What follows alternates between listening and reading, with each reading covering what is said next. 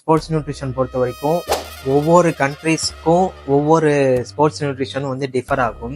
For example நிறைய பேர் வந்து சொல்லி கேள்விப்பட்டிருக்கீங்க, ஃப்ரெண்டு வந்து ஃபாரின்ல இருக்கான், அவன் வந்து ஒரு ப்ராடக்ட் கொண்டு வந்தானா அங்கே இருக்கிற ப்ராடக்ட்டும் இந்தியாவில் இருக்க ப்ராடக்ட்டும் வந்து டிஃபர் ஆகுது. இதுவும் உங்களுக்கு ஒரே பிராண்டு. நிறைய பேர் வந்துட்டு கம்ப்ளைண்ட் பண்ணியிருக்காங்க. ஆக்சுவலாக அதுக்கு பின்னாடி இருக்க ஃபேக்டை வந்து புரிஞ்சுக்கோங்க. இப்போ ஒரு ஆப்டிமம் நியூட்ரிஷன் எடுத்துக்கிட்டிங்கன்னா இந்த பக்கம் இருக்கிறது ஆப்டிமம் நியூட்ரிஷன் தான், இந்த பக்கம் இருக்கிறது ஆப்டிமம் நியூட்ரிஷன் தான், இந்த பக்கம் இருக்கிறது ஆப்டிமம் நியூட்ரிஷன் தான். ஆனால் இதில் என்ன டிஃப்ரென்ஸ்னா, இந்த பக்கம் இருக்கிறது வந்து மெக்சிகோவில் மேட் பண்ணது, இந்த பக்கம் இருக்கிறது வந்து இந்தியாவில் மேட் பண்ணது, இந்த பக்கம் இருக்கிறது வந்து யூஎஸ்ஏல மேட் பண்ணது. ஸோ இது மூணுத்துக்குமே வந்துட்டு டிஃபர் ஆகும். இது எதனாலனா அந்தந்த கண்ட்ரியில் இருக்கக்கூடிய ஃபுட் ஸ்டாண்டர்ட்ஸ், செக்யூரிட்டி அண்ட் சேஃப்டியை பொறுத்து தான் வந்துட்டு இது வந்து டிஃபர் ஆகும். ஃபார் எக்ஸாம்பிள் இப்போ ஆப்டிமம் நியூட்ரிஷனில் மல்டிவிட்டமின் எடுத்திங்கன்னா ஆப்டிமென்கிற ஒரு மல்டிவிட்டமின் இருக்குது.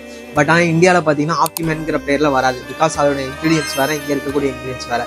அப்படியே எக்ஸாக்டாக நம்ம வந்து இங்கே காப்பி பண்ண முடியாது, ஈவன் நம்ம இந்தியாவில் மேட் பண்ணாலுமே. ஸோ இந்த டிஃபரன்ஸ் வந்துட்டு நம்ம எஃப்எஸ்எஸ்ஐ ஸ்டாண்டர்ட்ஸும் அந்த லிமிட்டுக்கும் வந்துட்டு அடாப்ட் பண்ணி தான் வந்துட்டு இந்தியன் கல்ச்சர்ஸ்க்கு ஏற்ற மாதிரி தான் இங்கே இருக்கக்கூடிய ப்ராடக்ட்ஸ் வந்து மேனுஃபேக்சரே பண்ண முடியும்.